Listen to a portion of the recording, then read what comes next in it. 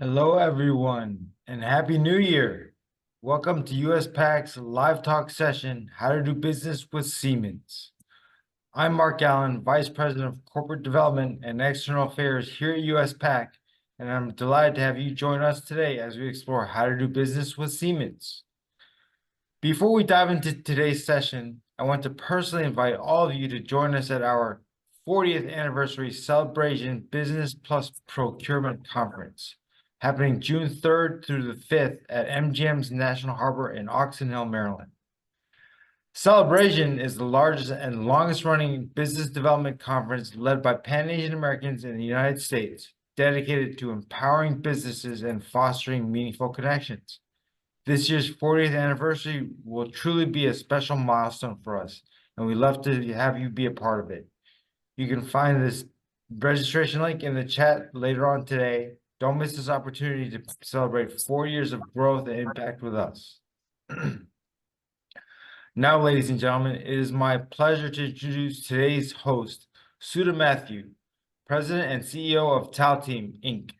Sudha brings exceptional leadership and vision to TAL Team, guiding their mission to provide software customizations and application development and systems integration for Fortune 500 clients, federal and state governments, and commercial companies across multiple industries.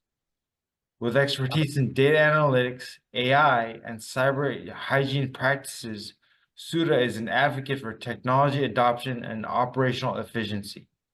Her focus on solving technology challenges while minimizing risk makes her a dynamic leader in the field. We're thrilled to have her guiding today's conversation. Sudha, I pass it over to you. Thank you, Mark. Hello. I'd like to take a minute to convey our thoughts and prayers for all those affected by the LA fires. Many of us have a family or know someone who's affected by this catastrophe. Thank you, Mark, for that wonderful introduction. Adding on to that, we are a woman-owned small business located in the Washington, D.C. metro area. Our customers include federal and state governments and also Fortune 500 companies and some large federal contractors as well. Major industries we serve are finance, healthcare, insurance, and media.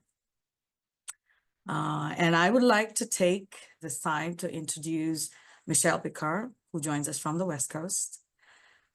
Michelle, for a professional background, her experience includes over 26 years in the transportation industry. In her current role, Michelle is the Director of Business Governance, Risk Management, and also the DBE Liaison Officer for Siemens Mobility's North American rolling stock headquarters. As a diversity leader, Michelle leads diversity, equity, and inclusion initiatives and partners with procurement and advocacy groups to build relationships with small and diverse businesses. Her key expertise are a strong foundation in finance and operations, and she has held roles in compliance, project management, and operations, driving efficiency and innovation across functions. Michelle earned her Bachelor of Science in Business Administration and a Master of Arts in French from graduating cum laude from California State University, Sacramento. Over to you, Michelle. Hi, everyone. Thank you, Sudha, and especially a warm thanks to our USPAACC team for having me here today. I'm going to take one moment to share the slides. So can everybody see the slides okay before I begin? Fantastic. So again, thank you. So Siemens, if you're not familiar with us, we're a global industrial company headquartered in Germany with over 312,000 employees. The largest market share right now in the world is the United States. So Siemens first began supporting our US customers more than 160 years ago. And across America, the company leverages its expertise in as the largest global supplier of industrial automation and software, and its unique capability to combine the real and digital worlds. So hi, sorry, Michelle. Sorry. Yes. You might want to share your other screen. We're seeing your notes. Oh, you're on the Yes. wrong screen. Absolutely, Yes. guys. You want to see the right screen. Yes, thank you. I appreciate that. Thank There we go. Okay. So there we go. Let's see if this is the right one now. Sorry, I do have multiple screens. So, all right, wonderful. Is this the right screen you're seeing now? Yes, it is. Thank you. All right, thank you so much. All right, so Siemens USA has a network across all 50 states and Puerto Rico. And in the US, we have over 45,000 employees, 17,000 US-based suppliers, and work with more than 100 US cities to provide technology for more agile and productive factories, to more intelligent and resilient buildings, power systems, and sustainable transportation. Currently, we have 24 manufacturing sites. Siemens works to continue to have the capacity to serve our U.S. customers by investing more than $650 million in new plants and factory expansion, strengthening our domestic manufacturing. We're now leading the way to bringing platforms to industry and infrastructure that make it easier and faster for customers to harness AI and digitally transform. And as a focused technology company, we create technologies that transforms the everyday and empowers our customers to positively transform the industries that form the backbone of our economies: industry, infrastructure, transport, and healthcare. So our ambition is to be the leading technology company in the markets that we serve, not only today, but tomorrow. So our focus is on 4 strategic priorities that will enable us to constantly evolve as well. As a one tech company, we put customer impact at the very center of Siemens. Second, innovative technology has been at our core, and that's why we create technology with purpose, technology that helps our customers do more with less, leading our world to a more sustainable future. People are a priority because neither innovation nor progress, we can't have that without them. So we like to empower our employees as well as our partners and customers to take things into their own hands and maximize impact. And lastly, a growth mindset, a positive and forward-working attitude. We don't just stick to what we already know, understand, and are capable of, but instead we want to keep learning and growing, staying curious, experimenting, and adapting. So a little bit about our business. We have multiple businesses: digital industry, smart infrastructure, mobility, a separately owned company, Healthineers. We also have service organizations, financial services, real estate, global business services, foundational technologies. So a wide range of different businesses, but today our focus is going to be on mobility, and we'll take a deep dive into that business and the opportunities that they currently have available. I would highly encourage you, though, that if you have an interest in one of the other businesses based on your business and the type of goods or services that you have, definitely look at our website. There's a lot of information there specific to those different businesses. So Siemens has implemented a degree network. This is very important for us and how we're going to drive our business.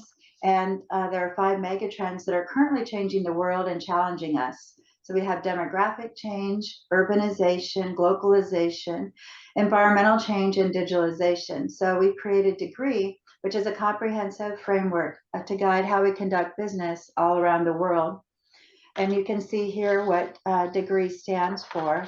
Importantly, we have a focus on working with our suppliers worldwide, especially as it relates back to our aim for an ESG secured supply chain base, and working with our suppliers with our commitment to have them complete a supplier code of conduct, which we'll talk through, and circularity through waste to landfill reduction of 50% by this year and towards zero landfill waste by 2030.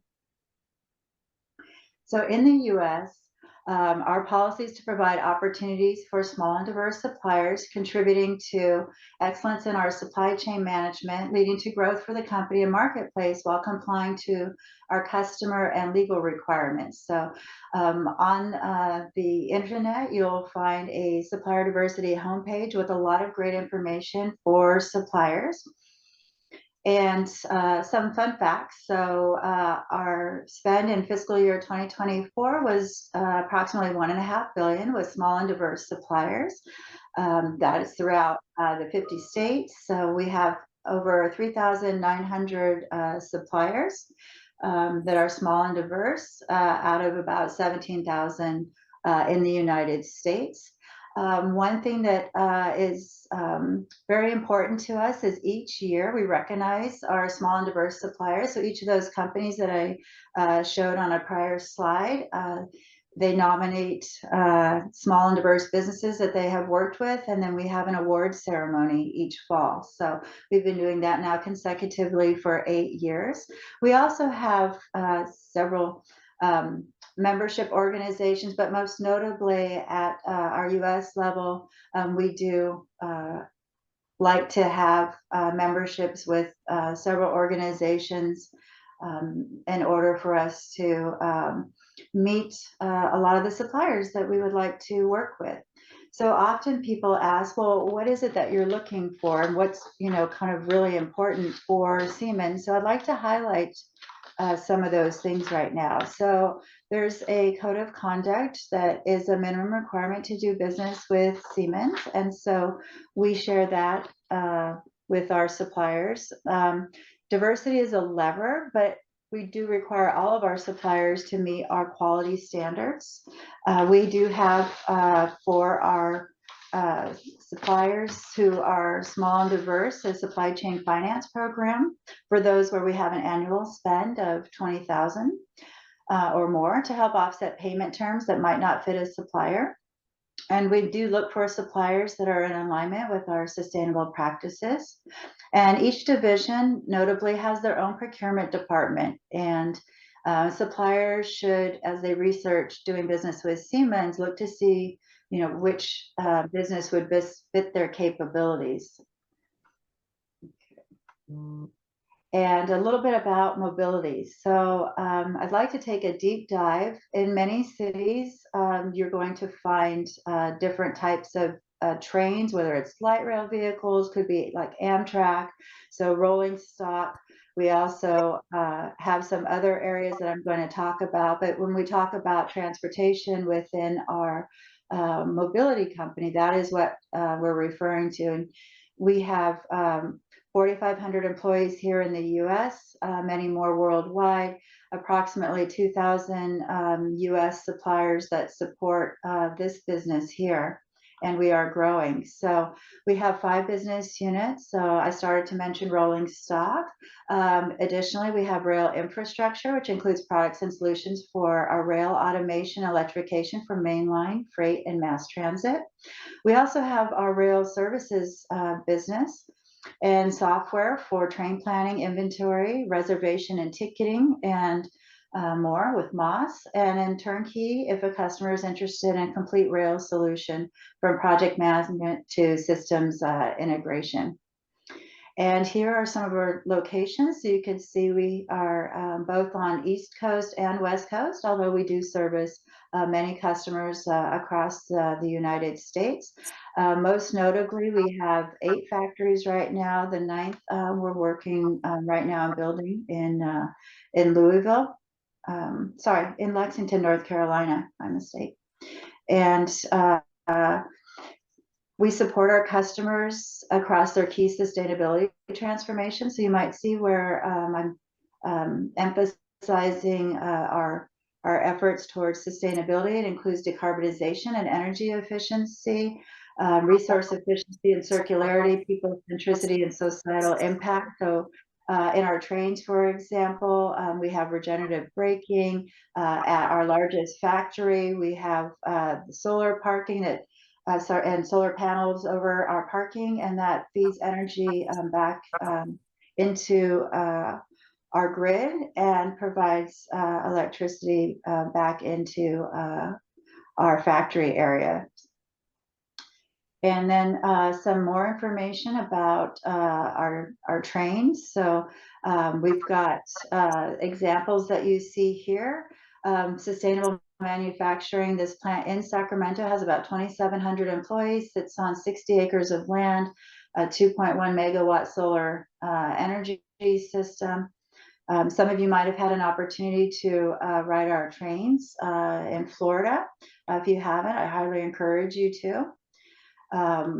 We also have this plant in Lexington that is going to help with our rolling stock. So we anticipate it'll have about 500 jobs. From a procurement standpoint, we are now looking for suppliers for product that will help build, go into building our trains. And in rolling stock itself, some of the specific opportunities that our buyers typically look for, again, it's very factory specific. So metal fabrication, your traditional cut and bend, as you see there, machining, CNC. In our weld area, we have a lot of weld departments, so material that they would use as well. And finishing, prime paint, powder coat, anodize, plastic fabrication, but not injection mold, steel tube fabrication, so CNC bending, welding, vehicle wraps, window films, nameplate, signage, and decals. And we also have other miscellaneous items as well that we procure. In Lexington, here are some of the items that this area has been looking to purchase. So you can see where they've got punch press, they'll have laser cutting, press brakes. You can see some of our NAICS codes on the right hand side. So again, it's closer to sheet metal work, plate work, manufacturing, and such. And then our other business area that we'd like to highlight, rail infrastructure. They deliver digital solutions, products, and complete systems for smart mobility solutions. So you might have heard CBTC, which is communications-based train control on networks. So this is the team that will provide that, deliver gate crossings across the US for our railroads and such. So a wide variety of different things that the mobility group does manufacture. And then, of course, some of the things that are requirements for them, I'd like to stress, besides quality, we have on-time deliveries, very important to us in general. Innovation, very much want to highlight that. That often comes from, our very agile suppliers that we work with. Some of the materials that they look for, you can see on the right-hand side of our screen, including metal structures, hardware, casting, magnetics, electronic components, signs, overlays, and engineering services. And a little bit more specificity here for potential collaboration with our diverse suppliers can include electrical and installation contractors for wiring, surveying, metal fabrication, engineering, cable harness assembly, trucking, transportation, warehousing, logistics, EMI, EMC, vibration testing, professional training, EH&S, scheduling, quality, testing assistance, and telecommunications network systems. And in times they look for staff augmentation as well. To highlight, if you're interested in becoming a supplier to Siemens, there are things that we highly recommend that you include in your correspondence to us, which are types of goods and services that your business offers, your firm's key capabilities, what type of company are you, business certifications, your NAICS code, any applicable quality certifications, and if by chance that you've also done work for another Siemens business, then that's a thing to highlight as well, because this might be a different location that you're working with, and then that buyer might reach out to the other and see how you did in delivering service to our other businesses. And so another thing that we have that's for all of US, and it'll reach all of the businesses that I had earlier in a slide, so more than just mobility, is we do have a supplier portal on the Gainfront app. It will be included as part of the handout that we'll have afterwards as well. What you would do is you would access the page, you would enter in your firm's information. We have buyers who are able to go in from the various areas within Siemens and can take a look and reach out to you as well. And then what I'd like to point out here is, and this will be part of the handout, is if you're interested in sending correspondence to us or your capability statement, what you'll see on the left-hand side is supplierdiversity.us@siemens.com. So that will be the email address you would use if you want to reach our colleagues for the US supplier diversity team. And then we also have the mobility supplier diversity email address that you see here, supplierdiversitymobility.us@siemens.com. And then I would encourage you, if you think about it, to include a reference to today's live talk, which we're very excited about and to be a part of. So thank you for letting me share a little information about Siemens and Siemens Mobility specifically. Thank you. Thank you so much, Michelle. Very, very wonderful information. I hope that you all saw all the way down from what Siemens is looking for from suppliers up to how to effectively advocate for yourself so that you can get in front of the right person. Real quick, we just want to do a class photo. So if everybody could turn on their cameras really quick, and then I'll pass it over to Sudha as soon as we're done here. I'll just give everybody a quick minute. If you can just turn on your cameras quick. We will be sharing this across marketing, so show your faces.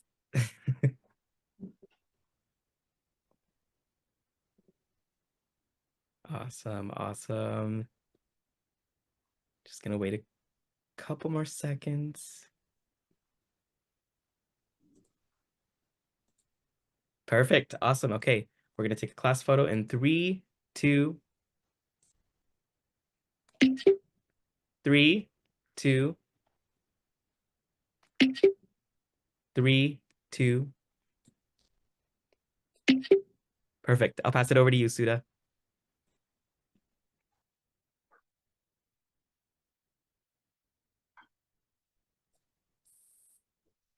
Okay. I just needed a second to get set up. Thank you. Thanks, Philip. So Michelle, we have a few questions. Thank you for that wonderful, informative deck that you presented. Some answers that we had, we've already answered, but I still would like to kind of get started with a few questions before turning on, posing questions from our audience here. Can you, for example, share examples of successful partnerships Siemens has had with smaller diverse businesses? Absolutely. So at our Sacramento factory, I have an example where we have a metal fab supplier who is women-owned, diverse-owned, has been a great contributor in terms of partnering with our engineering and production teams to make efforts to really not just provide the product that we asked for, but try to collaborate, provide efficiencies in how we do things, because sometimes, right, engineering can create something, but when you're actually building it, there might be some adjustments that need to be made, or when somebody's doing it for a while, they go, if you did this, it might actually even speed up our delivery time to you, because if we make an adjustment to this process. So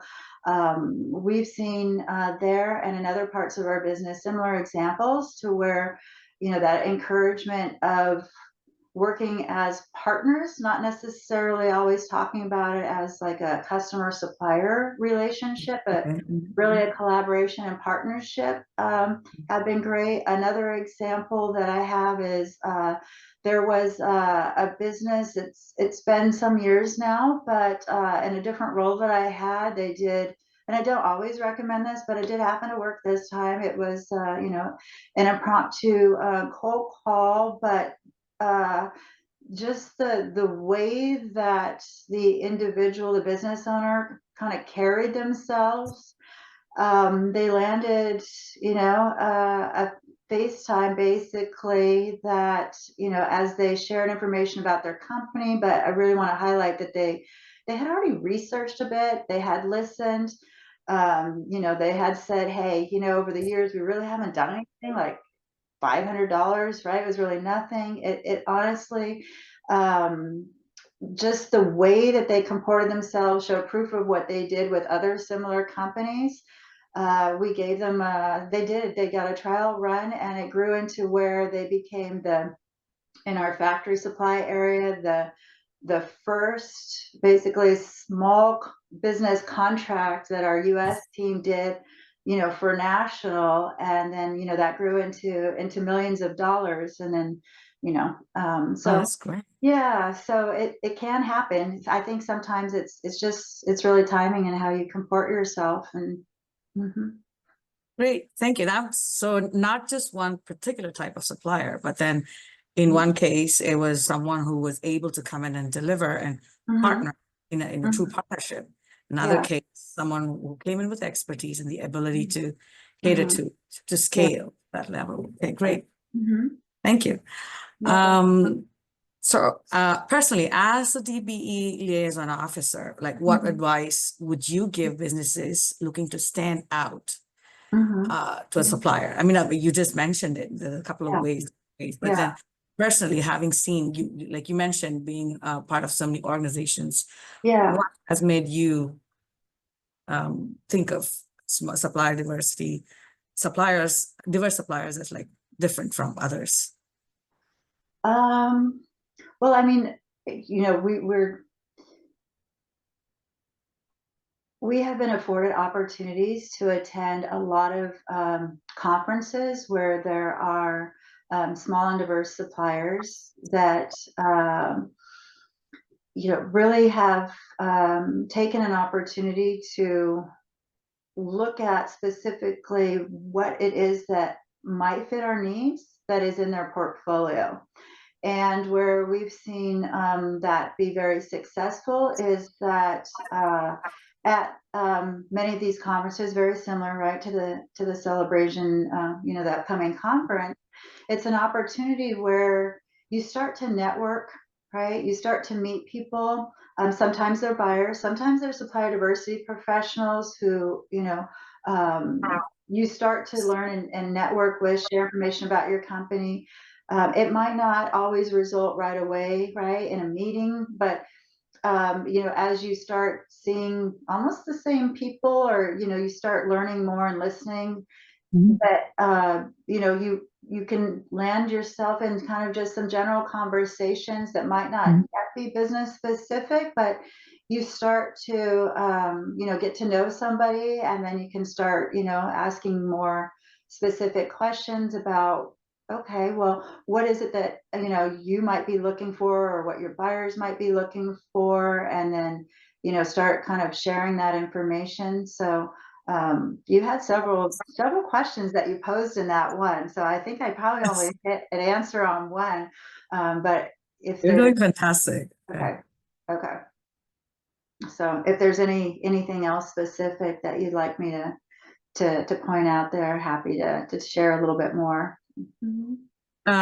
Yeah, no, that was great. That just gave insight into like what opportunities we can leverage, like, you know, being if we want to talk about, you know, DBE specific or some other areas, I think if from what I see, and if I was you know, a business of you know, of any size, really, I'd be looking to see what's missing in the market, right? Like, because there are areas that are very saturated, and if you're in one of those areas, you have to be really crafty almost, right, and very strategic in who you want to go after for your customers.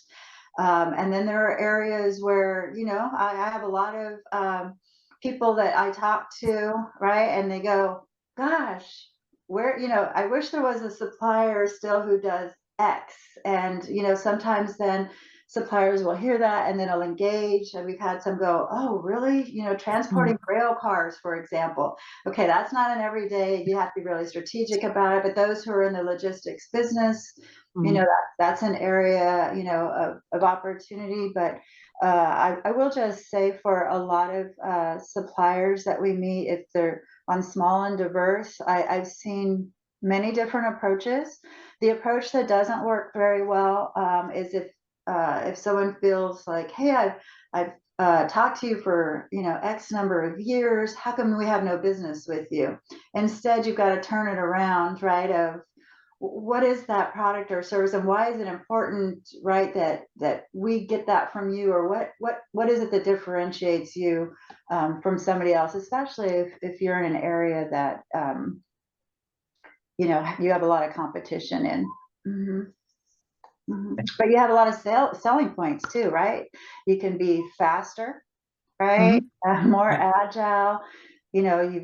There's a lot of things that are super important, and I encourage everyone to check it out. But Siemens has a couple of programs US wide, so I would check out Siemens website on the accelerator program, Next 47. There are a lot of things for whether you're a startup or trying to really engage in like future forward technology, and you have something to share.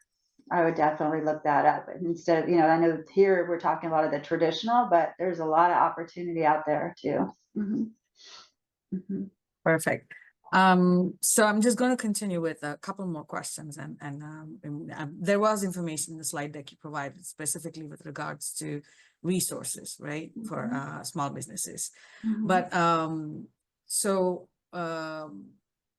are there any other ways in which we can engage with Siemens to understand requirements specifically, and then are there events or any other spaces that we can like engage with Siemens so we can understand the requirements better? Yeah, so the website definitely has a lot of good information, or if you wanted to see what is that supplier code of conduct, that she's referring to, right? Or information about what Siemens does with suppliers, including some things, right, that are available to even companies that aren't our suppliers today, in terms of sustainability and certain programs where you can put information in, and there's those which you'll find not just on the internet, but I would encourage you, if you're trying to get in front of Siemens, besides the supplier portal, besides sending the email address, we do go to a lot of different conferences and events, and they're very important to us because that is also where it allows us to meet a lot of suppliers, as well, engage with our customers. We do also have conversations with customers, especially if they have the same requirements, right, for maybe small and diverse reporting efforts, who's available in terms of like what suppliers have let themselves be known, right? Because not everybody does, and you don't have to, right? Because at the end of the day, everybody's just looking for great quality suppliers, right? No matter what type. Michelle, I know we haven't had a chance to talk about it, but during Climate Week this year, Climate Week's in September in New York. Everyone, this is Natasha. Let me introduce her. So I asked her to join us. So everyone, this is our head of supplier diversity for Siemens US. If we had a longer period of time, we have a whole slide deck about opportunities in other areas for their group, which is a lot of the indirect things that. Go ahead, Natasha, for the Climate Week. So for Climate Week, we are still finalizing details, but our intent is to invite suppliers to come if they're going to be at Climate Week already. Siemens is going to sponsor several different events, and we'll have opportunities where suppliers can come in, engage with the different businesses within Siemens at Climate Week. So we're still trying to finalize, but definitely we'll be sending out, and we can share, ask you to share with your members if they have any of your members that will be attending Climate Week, then they can come see Siemens during that time. Perfect. Thanks, Natasha. Thank you.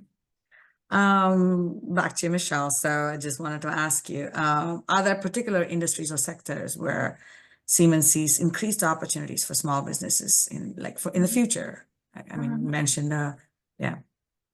Yeah, mentioned- so the businesses definitely, you know, in our mobility business, we have a lot of contracts also with several of our customers that their funding will come from Department of Transportation, for example.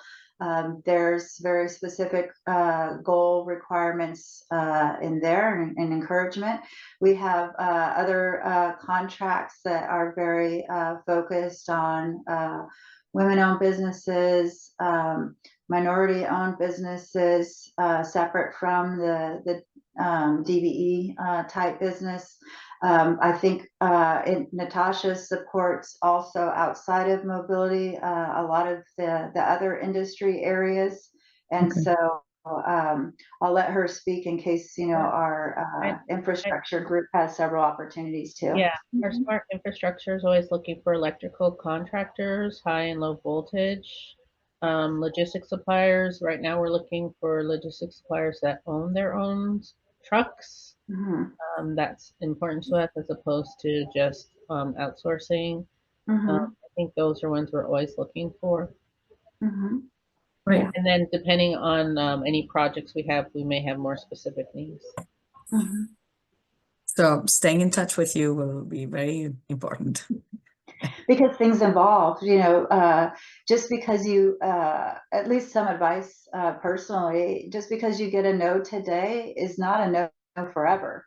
Okay. We've, you know, I mean, it's sometimes it's timing. If we don't have a project, right, where those goods or services could be used, you know, we are awarded projects, you know, and all the different businesses at different points in time. And so, you know, check back. I've had people who will cold call with an email follow up, and craziest thing, it was just coincidence, but a buyer actually out of the blue asked, "Hey, do you know anyone?" And I'm like, "Oh my gosh, it's sitting in my inbox here," you know, and then the buyer's like, "This never happens, right?" So sometimes timing is everything. You just, you know, persevere.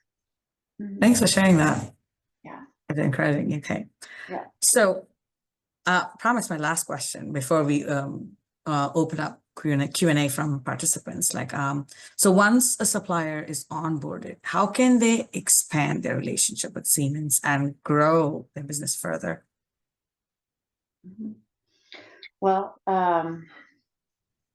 first recommendation is the first business that you're with, right? Like keep those metrics because they will have them too with your report, you know, kind of like with progress reports on the on-time delivery, some of those key metrics, because in order for you sometimes to expand to other businesses within Siemens, they might take a look at how your performance was, you know, somewhere else.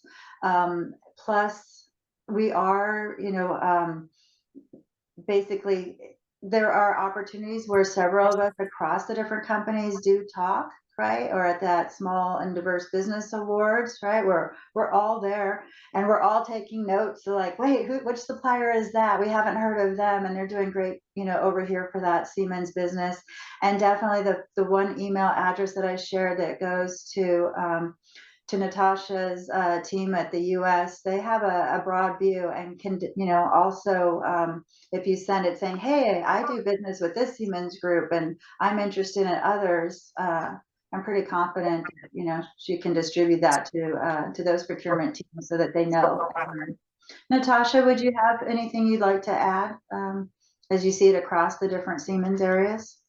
I mean, I would ask your contact if they have contacts for the other parts of the business, or you know, if they can do an introduction, a virtual introduction to any of us, our leads. So we have, as Michelle said, we have a team from all the different business. So I would ask for the introductions with the other parts of the business. Mhm. Great. Okay. Thank you. So I'm going to, now it's time for us to open up the floor to Q&A. So please go ahead. If you are able to raise your hand, that'll give you your screen visibility and I'll let you ask you the question. If not, you can type it in the chat window as well.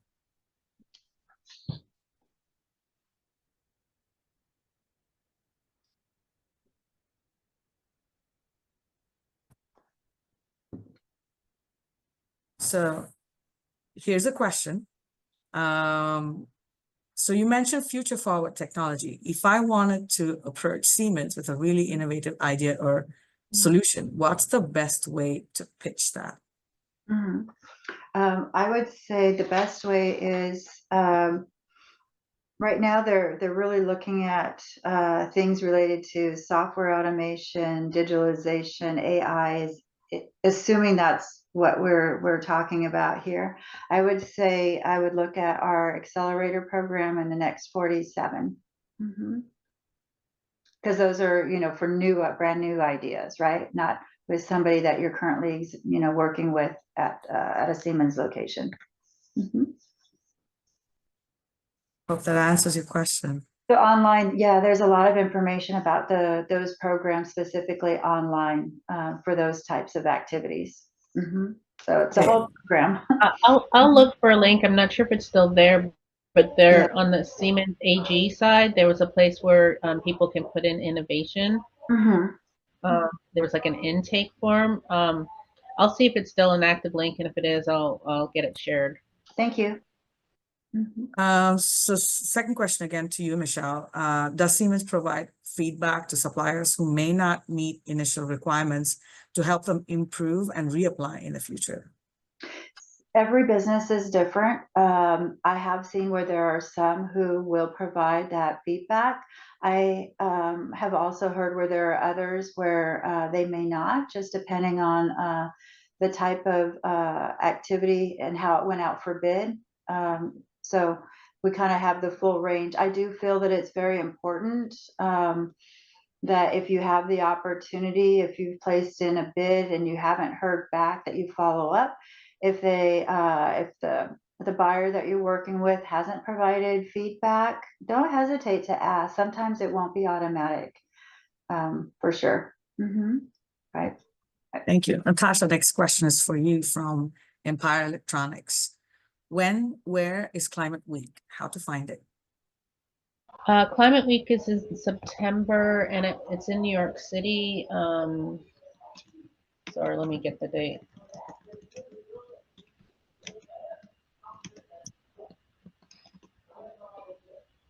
Um, 21st to the 28th. So it'll be in New York. Great, thank you. So we're still trying to identify like our location. So we're doing all our reservations there, but once that is, we'll definitely be engaging with suppliers. Great.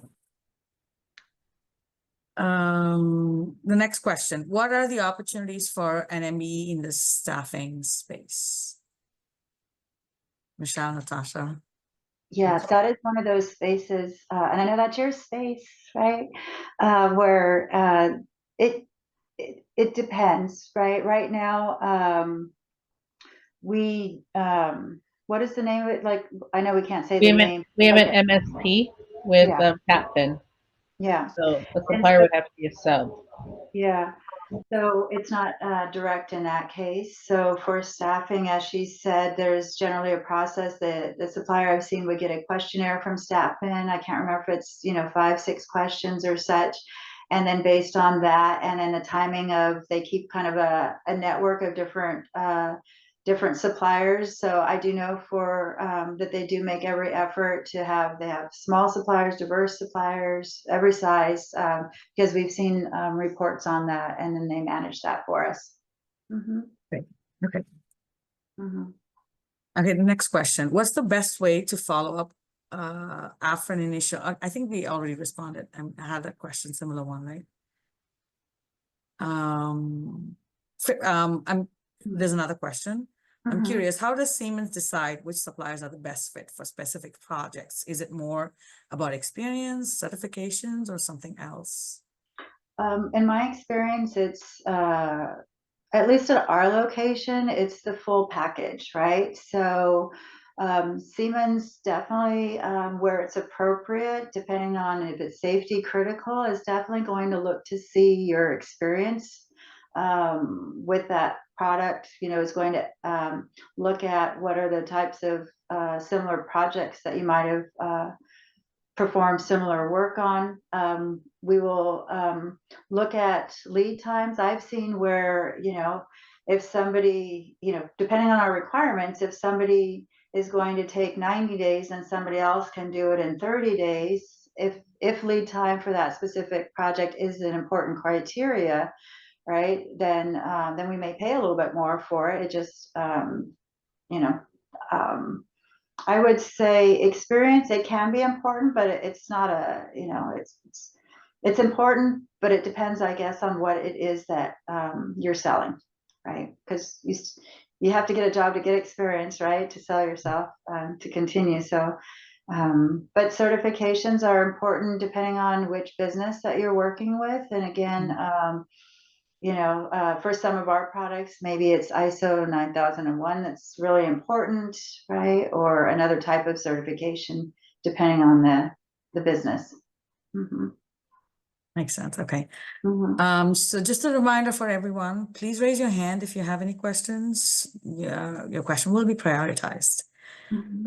So here's the next one. Are there regional or global opportunities that we can tap into, or does Siemens primarily focus on local suppliers for certain projects? I think we're doing a lot of local suppliers. I mean, especially with the change in the administration, even the past administration with the Buy American Act. So there has been a focus and a change to use more local suppliers, and local could be Canada, US, Mexico. So I guess like North America. I think it really depends on the item and the product, but I do know we have a more focus on local. Okay. Right. Mm-hmm. I think there's a question from Alan Ma. I see a hand raised. Hi, my name is Alan Ma. I'm the CEO of ModTech. We do cybersecurity. I wanted to ask, we are targeted in the government contracting space, so our past performance would be large federal agencies doing cybersecurity. Wanted to know how that translates if we were to want to pursue a supplier relationship with Siemens. Thank you. Mm-hmm. I think so. We have a Siemens Government Technologies group, and they work mostly with federal. I think if you use that email, I can give you the contact to them. We also have, I mean, we'll take your experience, whether it's federal or not, but we do have some groups that are focused on federal projects. We have our smart infrastructure that does federal projects. So I'm not sure if you want to stay in the federal market or are you trying to get to the public and public sector. As a business owner, I just care about cybersecurity, whether it's critical infrastructure for the government or for a private company. So that's what my passion is. So yeah, I'd be open to commercial work as well. Thank you. Yeah, I mean, I think for cybersecurity, it might, and the government, I think it might be better to work with those two business units or businesses. Internally with cybersecurity, a lot of that is done in-house. I know we do use external, but it's very, I don't know how there's a lot of requirements to do that for Siemens. Because of the global, so we also have to make sure we're meeting a lot of strict requirements. So that one might be a little tougher for some of it, but not that it's not possible, but I think those other groups that do federal work might be an easier entry within Siemens. There's another earlier question. I'm just going to go back. I don't want to miss anyone's question. So here, what percentage of Siemens' total spending on mobility is directed towards supporting diversity and inclusion initiatives? Are we referring to the $1.5 billion, or from a percentage? I can't see the question, but questions by Michael Isaac, I think. So, Michael, if you want to elaborate. Yeah, just a percentage of the spend is on diversity and inclusion. Natasha, is it at the US level? Is that still around just over 20%, or has that changed? We used to say 22, 23%. Sorry, you're on mute. You're on mute. Yeah, about approximately 20% of our total PVO, third party, not total PVO, third party PVO is with small and direct suppliers. Thank you so much. Okay, and then Nitin, go ahead. You can unmute and ask a question. Hey, hi, this is Nitin. This is a question to Michelle and Natasha, both of you. I think I had a question regarding staffing. So if I just want to ascertain, if I got it right. So is it that we'll send you our information and you will evaluate it, and then maybe there's an MSP or something involved where you will send our information, or is there a separate MSP that we need to reach out directly to, to be considered? There had been a link. I haven't seen it for a while. I have to check if it's still active that takes you to TAPFIN. Yeah. Okay. And specific for Siemens and a questionnaire. Right. Yeah. So we, as a supplier, we are registered with TAPFIN, but if you want to specifically work with Siemens, how does that work? We would need a specific link, I suppose, right? No, Because we have really, TAPFIN is our MSP, so Right. we have TAPFIN manage all the staffing suppliers on our behalf. Right, but what happens is generally when we have a session with a specific company, they would give us a link for TAPFIN itself where it says /Siemens or something, procurement, staffing, something of that sort, where we can register directly for a specific client. Yeah, I've seen that before, Natasha. It's been Okay. probably 6 years. I would just have to check with our current Siemens buyer because there was a link. I'm familiar with what, I haven't been asked that one in a long time, but I know what you're referring to. So when I was talking about where then with this link, then the supplier gets this questionnaire or what can happen, and I'll be honest because I've had other suppliers come back, TAPFIN might just straight up say, we're not accepting any at this time, or the period with which we'll look at things is, and then they give it to you. So I have heard that feedback also when we have provided a similar link, but it has been some time. So we'd have to check into what's current for them. Okay, thank you. Yeah. Thanks. Okay, next we have Venki. Go ahead. Good afternoon. My name is Venki Ramakrishnan. I'm with the company Sigma Consultants Group from Portland, Oregon. And thank you to Michelle and Natasha for giving the overall picture of how Siemens works with the small and diverse vendors. We are a DBE certified. I know Siemens does a lot of business, the mass transit. We do work with the one company in Oregon in the mass transit for quite some time. How does our certification can help you navigate the system and get an opportunity with your organization? Well, I think probably where I would pause is I would take the email address, the one that was to the right when you see it, our mobility one. I think Nico dropped it in the chat as well, Nico Cattercamp, if you see it there.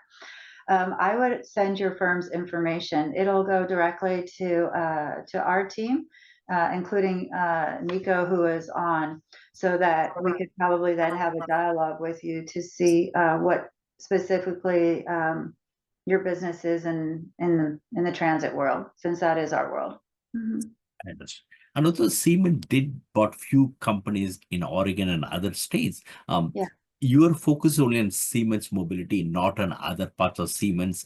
They bought companies who does the semiconductor manufacturing company in testing and development of those tools. Well, for me specifically, I wouldn't be able to speak to your last example, right? Siemens we're in every industry almost, but from a holistic standpoint, depending on the semiconductor industry, Natasha is one of our colleagues, perhaps, who we talk to. That's their area, right? From a supplier diversity. Yeah. So, is there a specific question to our acquisition, or just that we did the acquisition? I'm sorry. And my question is, I know a lot of companies Siemens bought it in the recent past. How do you work with them? I think you are Siemens Mobility. I've not seen similar activity. If we purchase them, they become Siemens, and then they will eventually be integrated into the Siemens businesses.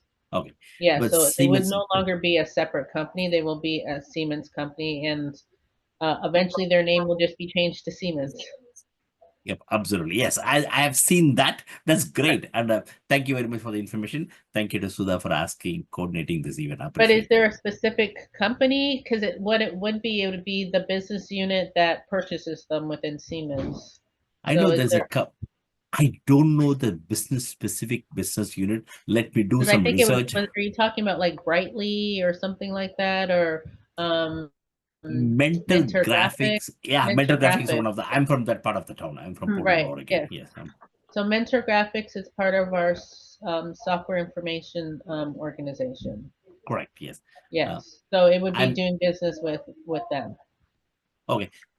I can send the similar information to the same email Michelle mentioned it. Yep. I'll start communicating. Yes, Thank you. I represent all the other business units that other than mobility. Michelle is representing You're trying to mobility. be here for everybody. Between the two of us. So Michelle's mobility and I'm everyone else. Good. Wonderful. Thank you for both of you being in this conference meeting today. Appreciate that. One last question from Ming. Hi, Michelle. As you mentioned, each industry might have a designated procurement contact.